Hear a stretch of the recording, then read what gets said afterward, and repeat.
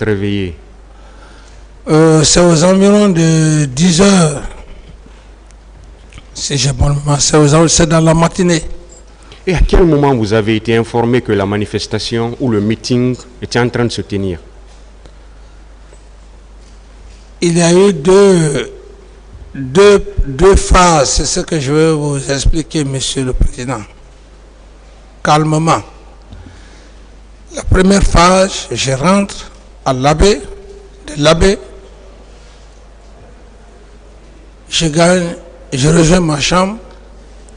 Entre-temps, pendant mon sommeil, on me dit que la manifestation a lieu. C'est en ce moment-là que j'ai essayé d'échanger avec M. Sidia Touré, qui m'aurait dit qu'à cette heure, qu'il ne pouvait plus rejoindre ses collègues. Fermez les téléphones, s'il vous plaît. Donc, ça, c'est la phase 1. La phase 2, dès qu'il a dit ça, immédiatement, j'ai repris mon sommeil. La phase 2, c'est aux environs de 10 heures dans la matinée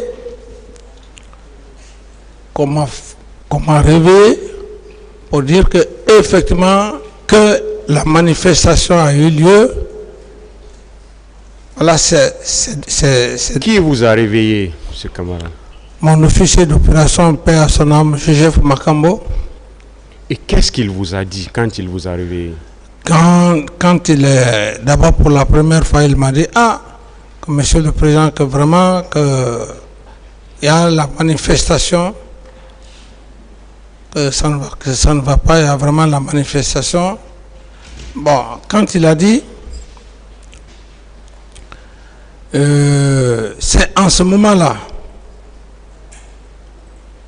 aussitôt, je suis sorti. Moi-même, je voulais m'y rendre au stade, pensant évidemment que cette population avait de la sympathie pour moi.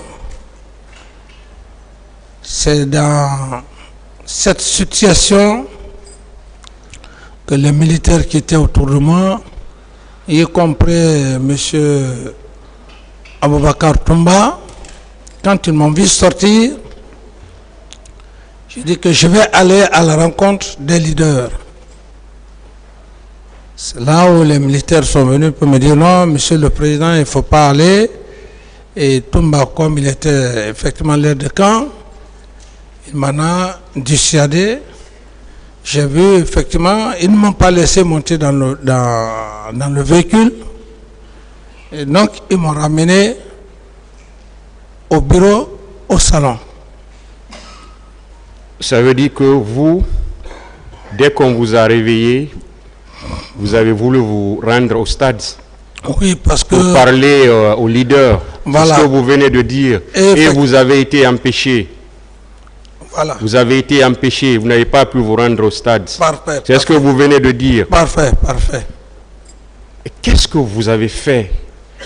Vous n'avez pas pu partir, hein, mais qu'est-ce que vous avez fait pour arrêter ce qui se passait au stade? Monsieur le Président, d'abord la manifestation, je fus surpris parce que après mon voyage de l'abbé, je ne m'y attendais plus qu'il y aurait manifestation. Du moment que j'avais déjà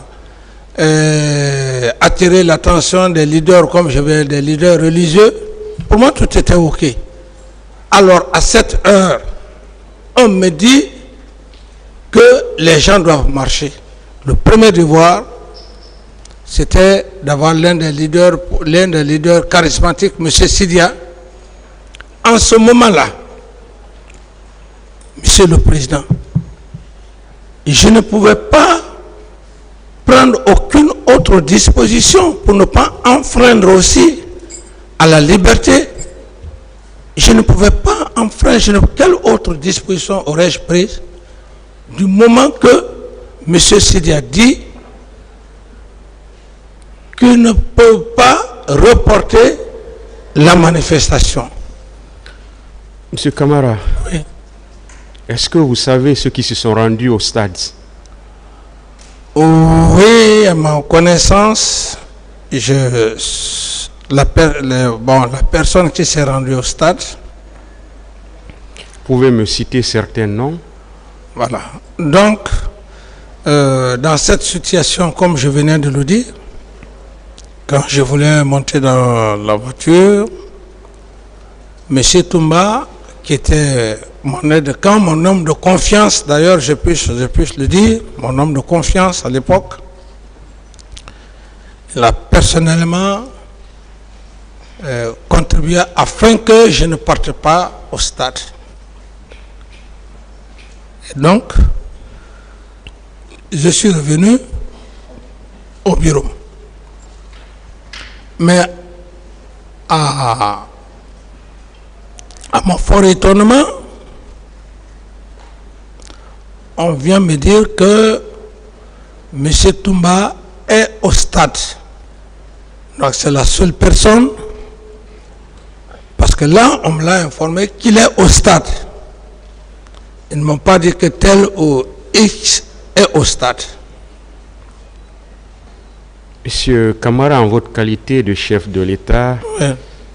président de la transition, commandant en chef des forces armées, premier magistrat du pays à l'époque, vous n'avez pas pu connaître les noms de quelques personnes au moins qui se sont rendues au stade pour commettre ces exactions? Non, Monsieur le Président, vous avez parlé dans un cadre restreint par rapport à mon mouvement vers mon véhicule de commandement. C'est dans ce contexte que... C'est vous qui mettez dans ce cadre-là. Moi, je vous ai demandé, est-ce que vous pouvez citer le nom de certaines personnes à votre connaissance, s'il vous plaît? Parfait. À votre connaissance, qui se sont rendus au stade du 28 septembre pour commettre ces exactions? Parfait, effectivement, Monsieur le Président. Vous voudrez d'ailleurs bien m'excuser parce que, après tout, c'est un devoir pour moi de répondre à des questions très précises, ne pas faire des commentaires. C'est pourquoi je suis resté dans cet esprit, pensant que c'était, disons, dans ce contexte. Mais puisque vous n'êtes pas dans cet esprit, je ne voudrais pas trop m'évader, parce que quand vous ne me posez pas une question, je ne vais pas essayer de faire des commentaires. C'est pour cette raison que je me suis arrêté uniquement à M. Toumba par rapport à ma position. Mais, entre-temps, j'ai aussi appris que le colonel Tebro était au stade, et lequel d'ailleurs, après conversation avec les leaders, il m'a rapporté qu'il avait échangé, qu'il était parti effectivement pour les sensibiliser. Et puisque... Ça veut dire que c'est seulement ces deux noms que vous connaissez? C'est les deux noms que je connais, Monsieur le Président. Est-ce que vous avez appris que ce sont des bérets rouges de la garde présidentielle qui s'y sont rendus au stade? À ce niveau, lorsqu'il y a eu les massacres, c'est en ce moment, la presse, tout le monde disait que les bérets rouges du président Dadis, à la tête de son aide de camp, M. Toumba, sont allés au stade, les bérets rouges. Donc ça, c'est ce qui était vraiment courant. Vous n'avez pas cherché à savoir c'était qui ces bérets rouges? Non, ici, du moment que le commandant Toumba s'est déplacé, sans mes instructions, sans mon ordre, s'y rendre au stade de son gré, et je me suis dit qu'il ne peut pas aller au stade sans quelques éléments. de l'unité. Donc, quand cela s'est passé, mon idée est partie directement des éléments qui composaient le régiment qui sont partis avec M. Toumba. Ministère public, des questions. Merci, Monsieur le Président. Messieurs les assesseurs. Monsieur Moussa Dadis Kamara.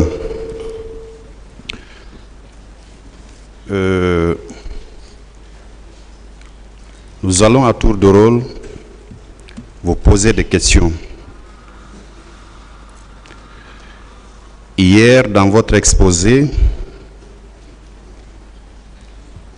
vous aviez in fine dit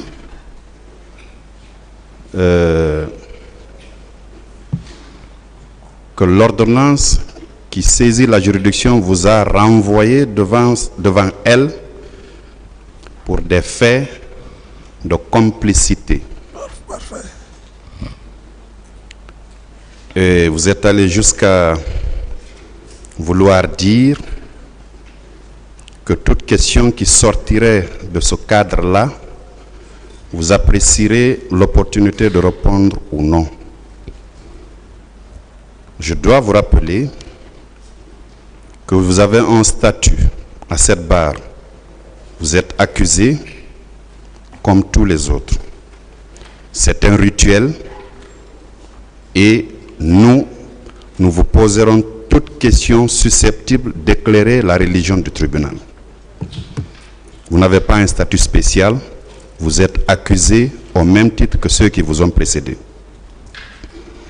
Ceci dit, il est vrai que vous êtes renvoyé pour des faits de complicité, d'assassinat, de meurtre, de complicité d'enlèvement, de torture, de séquestration de manifestants, de complicité de coups et blessures volontaires au stade du 28 septembre, de complicité de pillage de marchandises, de biens mobiliers, et l'incendie des magasins et conteneurs et leur contenu, complicité de vol à main armée, non-assistance à personne en danger, enfin, pour avoir procuré illégalement aux recrues de Caléa des armes, munitions, instruments et autres moyens qui ont servi à la commission des crimes et délits au stade du 28 septembre, tout en sachant qu'ils devaient y servir.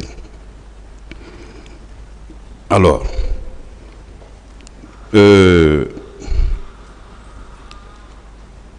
nous allons commencer.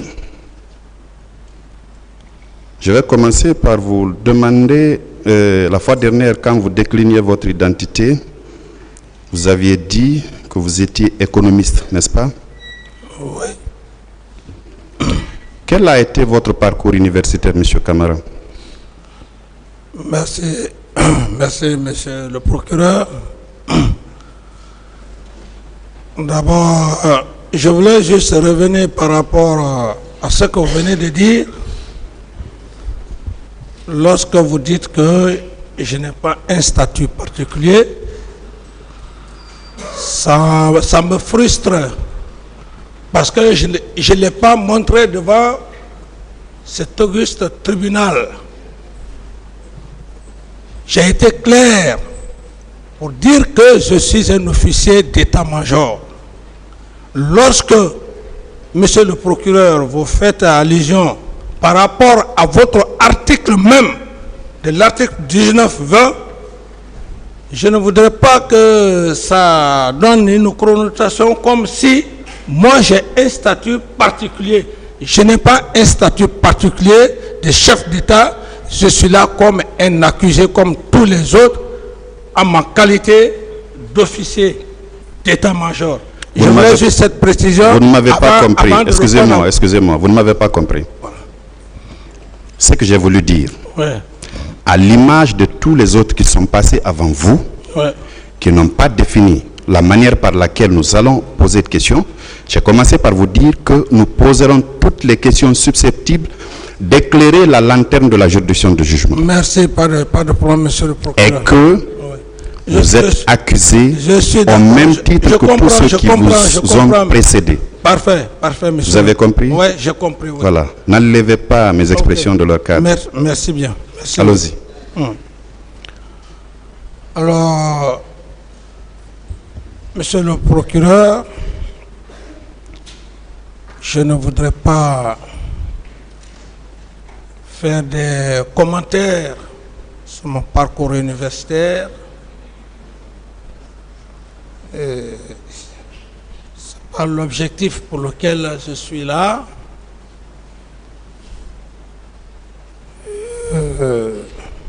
C'est pas l'objectif pour lequel je suis là. Je vais être très direct. Je ne voudrais pas m'évader. Incorporé au sein des forces armées en 1990. Faites un effort de parler dans le micro. Je dis incorporé au sein des forces armées en 90, de la 21e promotion. Et je pense que ce parcours est largement suffisant, monsieur le procureur, à ma connaissance. Monsieur Camara. Oui. Ça allait être le second volet de ma question, mais le tout premier, c'est votre parcours universitaire. J'en ai besoin. Si vous n'entendez pas répondre aussi, le tribunal appréciera. Et je continuerai. Bon, c'est ce que j'ai dit, parcours universitaire. Je l'ai dit, je ne vais pas me répéter, monsieur le président. Je continue. Monsieur Camara, oui. Je vais répéter encore vos droits pour vous. Vous pouvez dire tout simplement que vous ne voulez pas répondre à cette question, ou bien vous la répondez. Voilà. Bon, la faculté de Bellevue, le premier degré, deuxième degré, Gamal Abdel Nasser. En 84, Gamal Abdel Nasser. Soutenance finie en 87. Soutenance faite. Donc la vie pratique.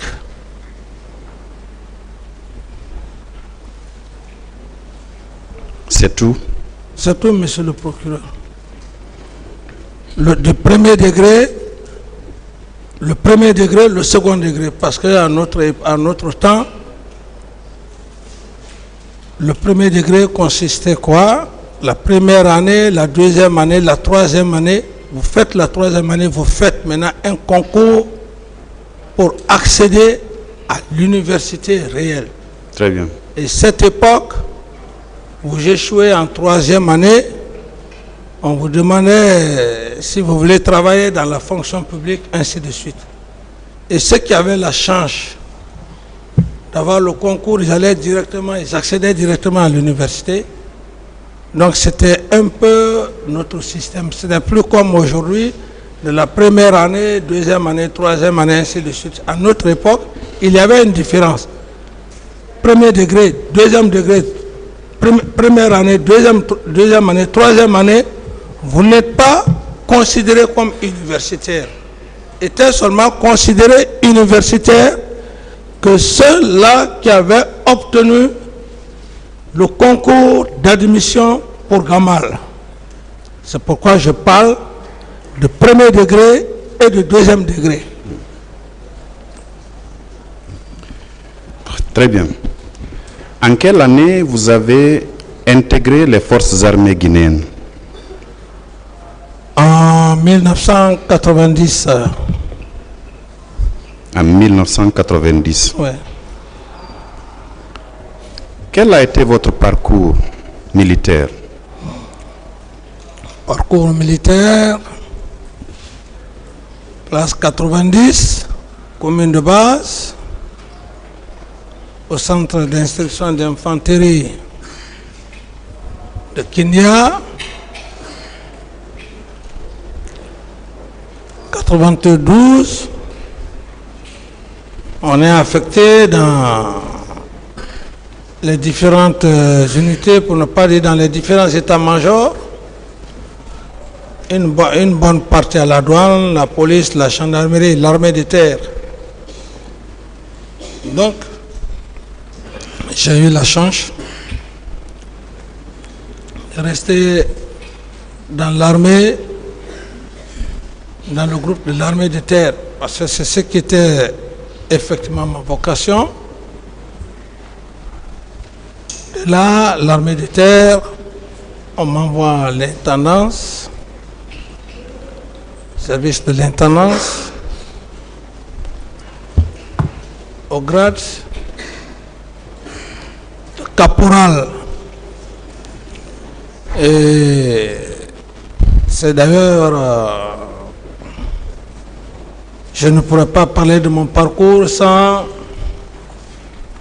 rendre hommage au feu général Lansana Conté et au général Baldé Mamadou, qui toute cette promotion doit hommage.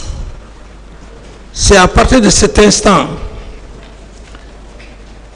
cet homme a pris le courage devant le président Feu Lansana Conté. Il dit: je ne veux pas former des officiers criminels.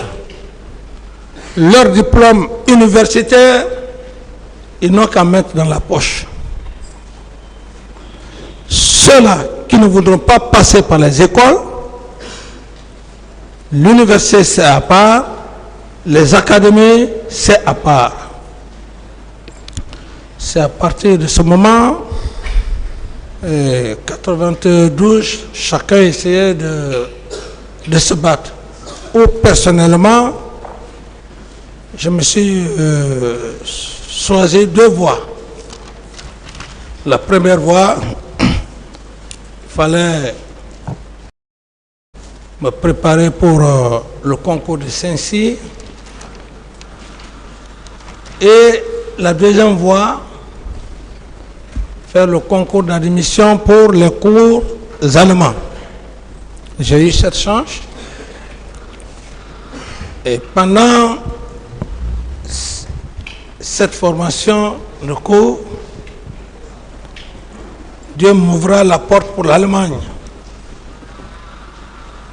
Donc, une bourse, je l'ai obtenue pour l'Allemagne. Je suis allé en 96. Donc, je rentre en Allemagne. Et les cours. Vous y aviez fait combien de temps? La première fois, je n'ai fait que 3 ans. D'accord. Il y a une deuxième fois? Voilà, après une deuxième fois. Vous avez fait combien de temps en ce moment aussi? Bon, les 3 ans, ça, bon, c'était l'académie. Après ça, je suis revenu. Quand je suis revenu, je fus nommé intendant adjoint au sein des Nations Unies. C'est de là-bas, comme je parlais tantôt de l'un de mes chefs que je ne vais jamais oublier, le général Bambo, venait de la France. Il m'a proposé au poste de chef de section des essences. Donc 2001, 2002, 2003. Et j'ai jugé nécessaire de repartir encore en Allemagne pour le cours de capitaine cumulativement à la formation parachutiste. Donc 2000, 2004, 2001, 2002, 2003, après l'intendance, voilà, je suis reparti 2004 et je suis revenu en 2005. Bien. Alors, en 2009, suite au décès du président en fonction, le général Lansana Conté, l'armée a décidé de vous porter à la tête d'une structure qu'on appelle le CNDD, n'est-ce pas? Parfait.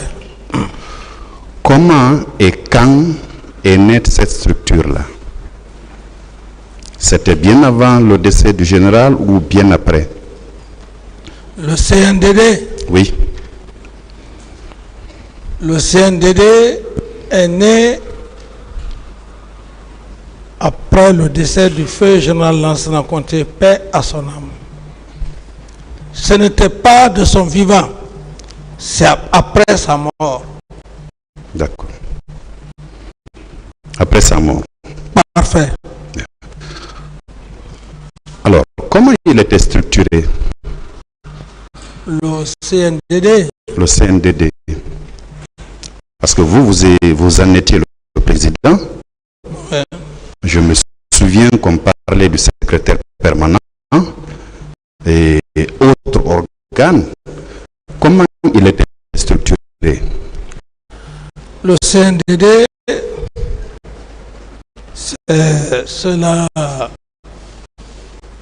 qui ont pris le pouvoir. Je veux parler de mes collègues officiers qui ont formé, qui ont été constitués comme membres du CNDD. Et c'est les mêmes officiers qui m'ont choisi à la tête du CNDD, en l'occurrence, pour la première fois d'ailleurs, la toute première personne qui m'a annoncé parmi tous les officiers, c'était le général Mathurin, quand il a fait cette déclaration. Et c'est comme ça que c'est venu la naissance du CNDD, monsieur le procureur.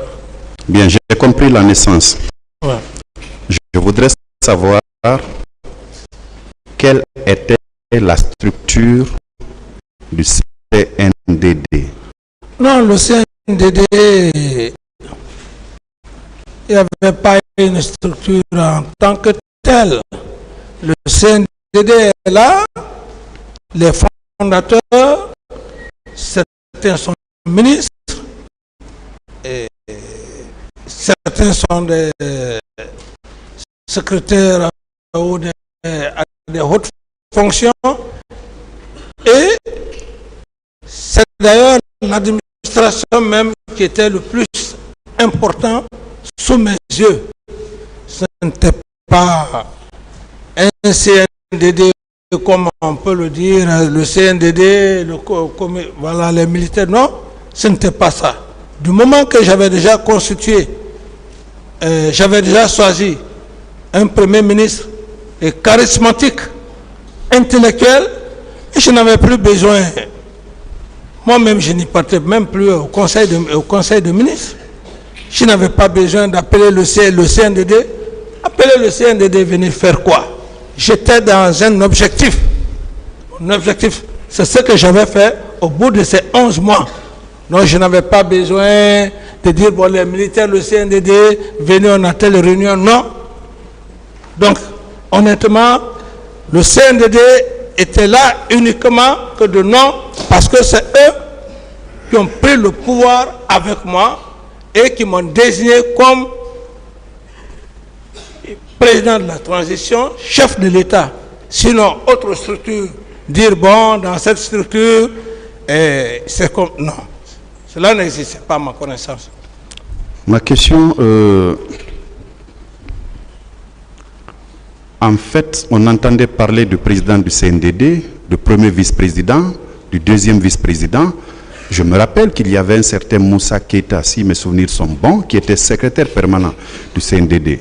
C'est cette structure organisationnelle-là que je voudrais que vous expliquiez au tribunal. Bon, ici, la prise du pouvoir, c'est les officiers qui décident. Monsieur Moussa Dadis Camara, président du CNDD, par suite d'ailleurs d'un vote. Parce que quand je suis revenu pour la deuxième fois, c'est juste à titre d'information, quand j'ai vu le général Mathurin, quand il est venu me saluer, j'ai dit, mais mon général, je n'avais rien compris à cette époque. Moi, j'étais déjà en bas et c'est vous que vous êtes resté à la fenêtre pour me dire venez. J'ai dit comment les choses sont passées. C'est là où il a dit non. Que puisqu'il y avait une tension entre vous trois, Général Toto, paix à son âme, Général Sekouba et moi, qu'on a procédé à un vote. C'est au cours de ce vote là que tu as eu plus de voix. Donc j'étais curieux aussi de savoir. Alors donc, c'est en ce moment, le même jour où le vote a été fait par les officiers qui avaient la situation. Donc, au même moment, ils ont dit premier vice-président et général Toto, en tenant compte effectivement aussi des grades, et deuxième vice-président, général Sekouba. Ça s'est passé sans que les gens ne s'asseyent comme ça pour dire que des attributions, ainsi de suite. C'est ce qui s'est passé ce jour. Maintenant, le poste de secrétaire permanent que vous parlez, il fallait au moins avoir une coordination, et s'il y avait des problèmes entre les militaires, et ce poste-là a été créé. Donc, voilà pratiquement. Je passe. Alors, à la prise de pouvoir, vous avez rappelé que c'était sans effusion de sang. Quand vous preniez le pouvoir, il n'y a pas eu une seule goutte de sang versée pour que vous soyez aux commandes. Ici ou bien devant votre bar? Oui. Non, je veux savoir, je ne vous coupe pas, monsieur le procureur.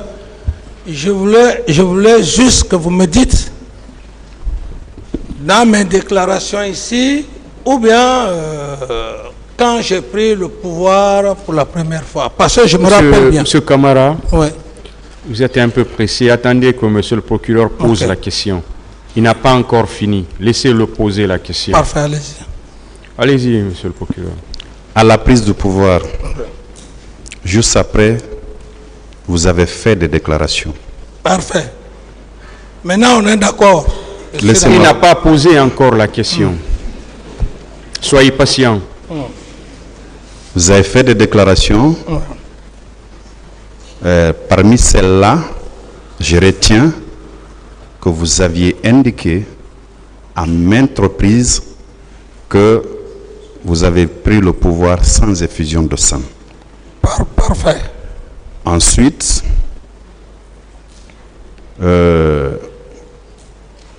les Guinéens vous ont acclamé. Parfait.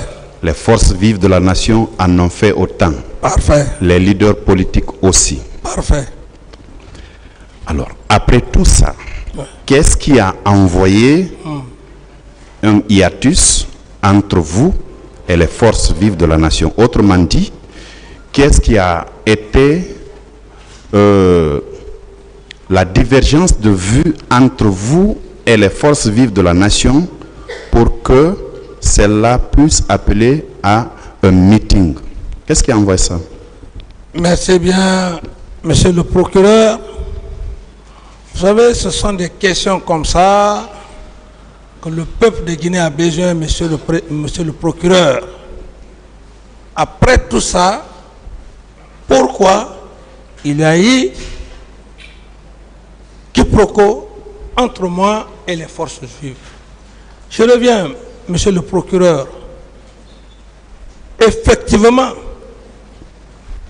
et quand je dis à l'époque, pris du pouvoir sans effusion de sang, ce n'est pas moi, c'est Dieu.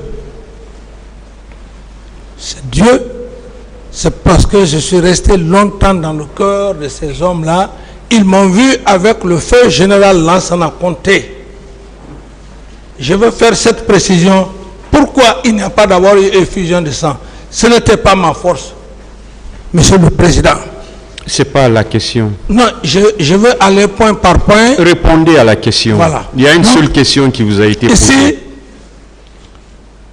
C'est eu égard à ce terme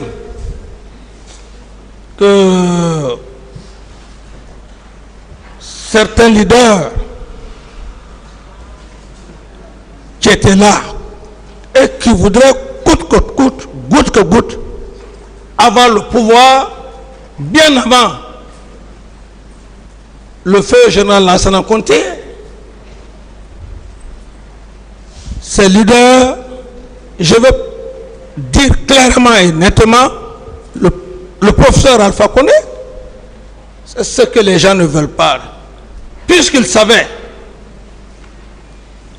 depuis le temps du feu Ahmed Sékou Touré, jusqu'au feu général Lansana Conté, ils voyaient, et dans des déclarations même, ils disaient qu'un régime, s'il n'y a pas ça, il faut passer par les armes. Donc, voir une jeune équipe qui est là, et avec les conditions qu'ils voulaient pour que les élections se fassent, après avoir embobiné toutes les forces vives étaient dans la poche du professeur Alpha ici. Aucun Guinéen ne peut le nier. Alors, il en a profité parce que les objectifs qu'il voulait que moi je fasse, je n'ai pas cette éducation. Je ne pouvais pas, je n'étais pas un homme manipulable. C'est pour cette raison que j'ai été très clair avec monsieur le président ici. Ces forces vives, il en a aussi roulé tous les leaders politiques dans la farine. Même moi. Mais à la seule différence que j'étais aussi intelligent. Cette force vive que vous parlez, monsieur le procureur, quand on parle de force vive, il faut parler de LS, d'Alain Diallo. Il faut parler de M. Sidia. Le professeur Alpha Condé avait mobilisé, avait roulé tous ces leaders politiques dans la farine. Entouré de la société civile. Et d'abord, avec quelle expérience? Il en a vécu avec le feu Ba Mamadou, Père Sona, feu Sirajo. Et c'était le seul vétéran parmi ces jeunes. Quand il a fini de les embobiner, de leur donner confiance, dans l'esprit de dire, bon, même le jour où ils faisaient leur réunion pour dire, bon voilà, moi, je suis vieux, vous les jeunes, si vous vous laissez faire par ce jeune capitaine-là, c'est votre problème. Moi, j'ai fini mon temps, alors que c'était faux. Et les leaders politiques ont cru à ça. Donc, je reviens à votre question simplement, monsieur le procureur. Voilà. Revenez sur ma question. S'il y a eu incompréhension entre moi et les forces vives, c'est pas le cheminement très rusé, méchant comme je l'ai dit et je réitère, du professeur Alpha, parce que ces objectifs n'ont pas été atteints. Il voulait que dans mon bureau, que je puisse éliminer les autres leaders. Et lui, la voie lui est libre. Il vient, je négocie avec lui. Comme Sekouba l'a fait, je lui donne le pouvoir. Très bien. Donc, il n'a pas voulu. Je suis satisfait. Est-ce que ce n'était pas votre si je veux, je me présente, si je veux, je ne me présente pas, qui a occasionné le malentendu entre vous et les forces vives de la nation? Parce que quand vous avez pris le pouvoir, vous avez dit que vous n'étiez pas intéressé par le pouvoir. Vous aviez dit que vous n'étiez candidat à aucune élection, aucun membre du CNDD. Et par la suite, le comportement a dû changer selon les forces vives de la nation, et vous avez vous-même dit que vous, personne n'est né militaire, et que vous êtes citoyen guinéen au même titre que tout le monde. Si vous voulez, vous ôtez la tenue, vous vous présentez à une élection. Si vous voulez, vous ne vous présentez pas. Ne pensez-vous pas que c'est votre volonté d'ôter la tenue pour être candidat qui a amené cette incompréhension-là? Merci bien, monsieur le procureur. La question, ce sont des questions comme ça que j'aime.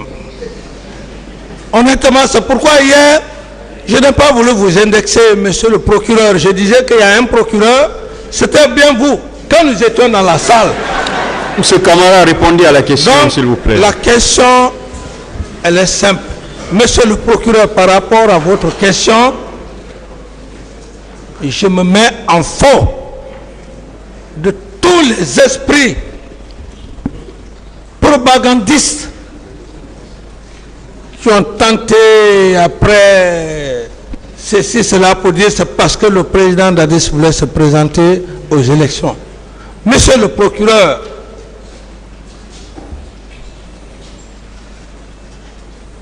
pour quelqu'un, je vais venir aux élections, comme vous dites que si c'est pas parce que par rapport à mes propos que j'ai tenus, et je ne vais pas nier, monsieur le procureur. Imaginez, un homme, vous prenez le pouvoir militaire, tu prends le courage de faire venir des barons. Mais quand j'ai dit que tous les leaders, j'avais suspendu d'ailleurs la Constitution, mais quand j'ai dit à la population que tous les leaders politiques rentraient, certains étaient fâchés, ils m'ont dit attention, j'allais bloquer la Constitution, même le professeur Alpha n'allait pas rentrer, parce que je savais déjà son parcours.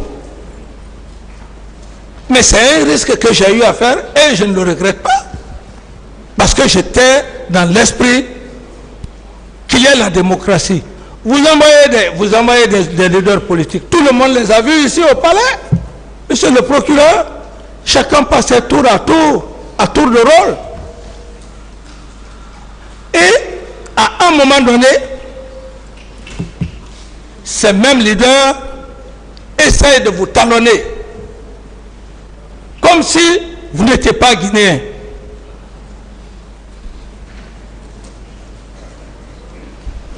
Monsieur le procureur. Et voilà cette confusion que même, je le dis, même le simple fait,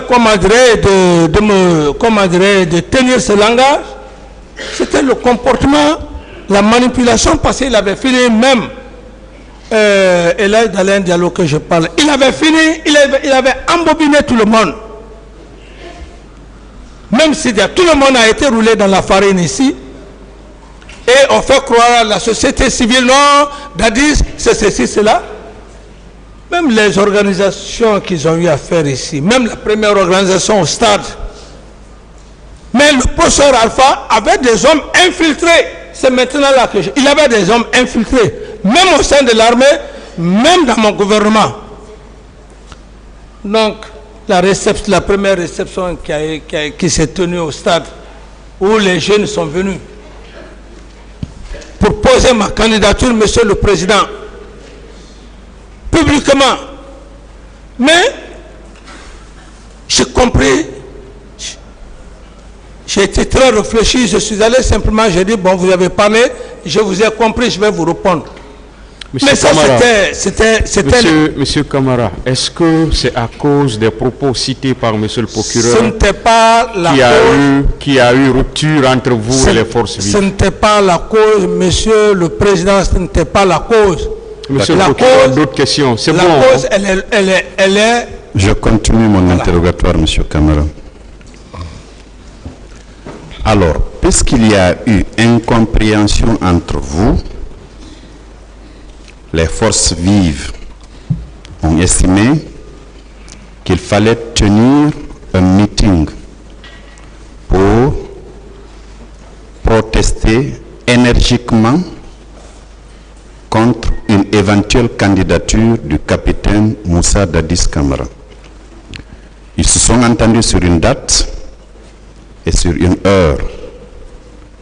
Bien entendu, sur un endroit également. Ils se sont convenus en réunion politique, parce que c'est une décision politique, je le rappelle. Ils se sont entendus sur la date du 28 septembre 2009. Et le cadre qu'ils ont choisi, c'est le stade du même nom. À quel moment vous avez été informé que les leaders politiques réunis sous la bannière de Forces vives de la nation ont décidé d'organiser un meeting? À quel moment vous l'avez appris? Je l'avais appris bien avant que je ne voyage. Bien avant que vous ne voyagiez? Parfait. Et ça, c'était à quelle date votre voyage, monsieur? Mon voyage, c'était le 26. 26 septembre. 26. Et c'est pour cette raison, la date fixée du 28 ne concordant pas à ce que je veux dire l'importance du 28 septembre qui révèle le caractère, c'est en ce moment où les leaders, les religieux et les 4 communautés régionales ont essayé de jouer leur rôle pour le report de la manifestation du 28. Très bien, vous l'avez expliqué tantôt. Vous avez dit, ma question, vous l'avez répondu, c'était le 26. Oui. Alors, l'ayant appris le 26, par qui vous avez été informé? Ou bien c'est un courrier qu'on a fait pour vous informer officiellement que ce meeting-là allait se tenir? Par qui vous l'avez appris? Non, ici, monsieur le procureur, il ne faut pas mettre l'anathème sur qui que ce soit. Et j'avais aussi un service de renseignement. C'est par vos services de renseignement que vous avez appris, le 26, que les leaders politiques envisageaient un meeting pour le 28 septembre. Effectivement, oui. Bien. Alors, quand vous l'avez appris, c'était dans la matinée du 26 ou bien c'est dans la nuit?